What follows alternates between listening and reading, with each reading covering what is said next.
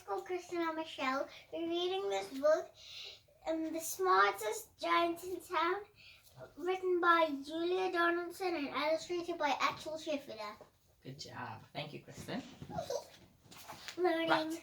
George was a giant, the scruffiest giant in town. He always wore the same pair of old brown sandals and the same old patched-up gown.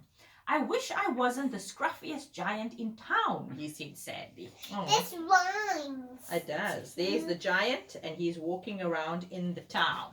The town of love. But one day, George noticed a new shop. It was full of smart clothes.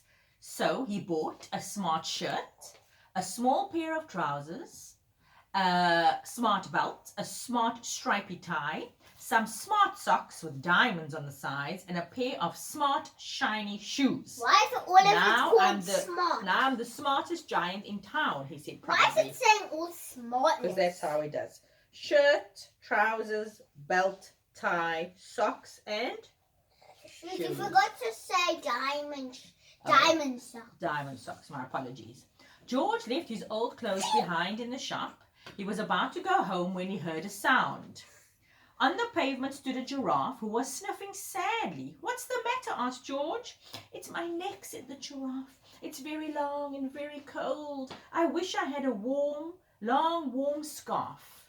So there's George, and there is the giraffe. And what's his name?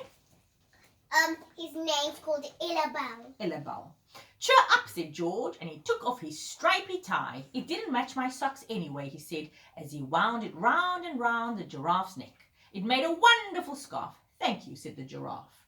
As George strode towards home, he sang to himself, "My tie is a scarf for a cold giraffe, but look me up and down, I'm the smartest giant in town." Smallest giant. So there's the giraffe. They can't see if you sit here, my love. There's the tie around his neck like a scarf. Mommy, look. That is the smallest giant Yes, in town. maybe. Hold on, Mama. George came... I'll say something. But they say here the giraffe is missing. Oh dear. And then Okay. they come. Good grief. George came to a river. On a boat stood a goat who was bleating loudly. "What's the matter?" asked George. "It's my sail," said the goat. "It blew away in a storm. I wish I had a strong new sail for my boat." Oh, poor little goat. Okay, so there's the boat, and there he lost his sail. This is going to be really gross. "Cheer up," said George, and he took off his new white shirt. "It kept coming untucked anyway," he said, as he tied it to the mast of the goat's boat. "It made a magnificent sail." "Thank you," said the goat. George strode on, singing to himself, "My tie is a scarf for a cold giraffe. My shirt's on a boat as a sail for a goat. But look me up and down, I'm the smartest giant in town." Mommy, So there is the sail. Mommy, he's making lies. He's actually making lies. The stuff actually doesn't do the thing that he says. Oh, really? On the whole page, I saw that the show wasn't getting on. Oh dear, okay. George came to a tiny ruined house. Beside the house stood a white mouse with lots of baby mice. They were all squeaking. "What's the matter?" asked George. "It's our house," squeaked the mother mouse. "It burned down and now we have nowhere to live. I wish we had a nice new house." So there's the mama and her mice. And that's their house. They can't see if you sit in front of it, Kristen. And that's where the house burnt down. But, Mommy, it's so small. Because it has to be for a mouse. Hello, everyone. George came to a campsite. Beside a tent stood a fox who was crying. "What's the matter?" asked George. "It's my sleeping bag," said the fox. "I dropped it in a puddle. I wish I had a warm, dry sleeping bag." So there's the fox and he's crying. And there he's walking in the rain. No. There he was walking perfectly. Then suddenly it was rain. And he was sleeping bag. Shame, man. "Cheer up," said George, and he took off one sock with diamonds up the sides. "It was tickling my toes anyway," he said, as the fox snuggled into it. "It made a very fine sleeping bag." "Thank you," said the fox. Just hold on, Kristen. George hopped on, singing to himself, "My tie is a scarf for a cold giraffe. My shirt's on a boat as a sail for a goat.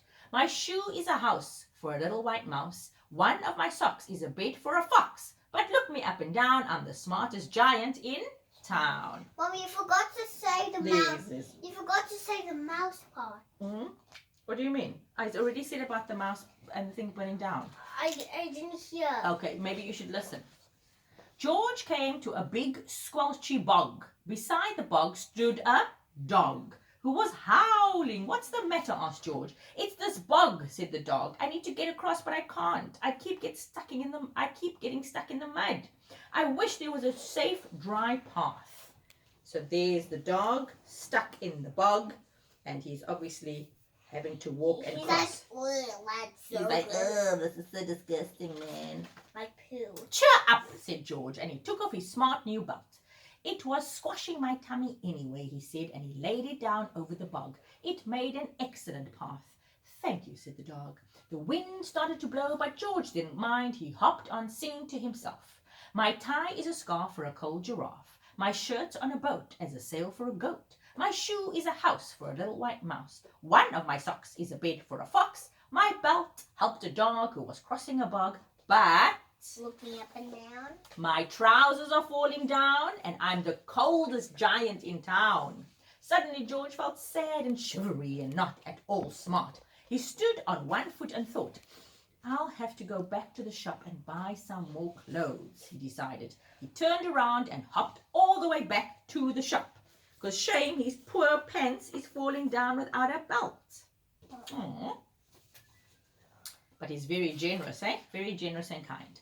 But when he got there, it was closed. Oh no, cried George. He sank down onto the doorstep, and a tear ran down his nose. He felt so sad, as all the animals he had met on his way. Then, out of the corner of his eye, he saw a bag with something familiar poking out of the top. George took a closer look. My gown, he yelled, my dear old gown and sandals. George put them on. They felt wonderfully comfortable. I'm the coziest giant in town, he cried, and he danced back home along the road. So there he's cold, and there's the leftover clothing, and here he's wearing his cozy gown. Like I'm wearing my cozy gown. Outside his front door stood all the animals he had helped. They were carrying an enormous present. Come on, George, they said, open it. George untied the ribbon. Inside was a beautiful gold paper crown and a card. Look inside the card, George, said the animals. George put on the crown on his head and opened the card. Inside it said, your tie is a scarf for a cold giraffe. Your shirt's on a boat as a sail for a goat. Your shoe is a house for a little white mouse. One of your socks is a bed for a fox. Your belt helped a dog who was crossing a bog. So here is a very fine crown to go with the sandals and gown of the kindest giant in town. So there's all the animals he helped, and there's his crown, and this is the lovely note that they gave him. That is the end, my friend. Thank you for watching, everybody. Have a good evening. Everybody, look here. I'm going to tell you which one we have and we don't have. We don't have that one or that one or that one. I think it's a bit small for them to see, my love. That one. We'll send a photo. And we found we don't have that. Okay. Say good night, because I don't think they can see this one, my love. Night, night, everybody. Bye. Bye. See you later. See you later, alligator. Bye.